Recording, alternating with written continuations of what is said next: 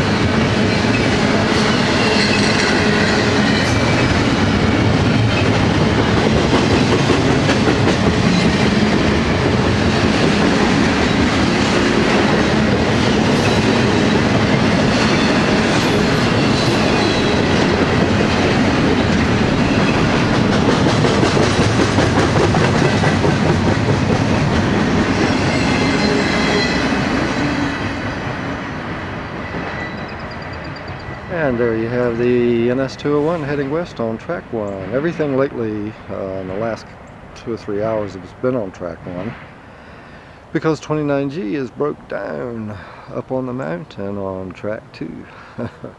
Thanks for watching.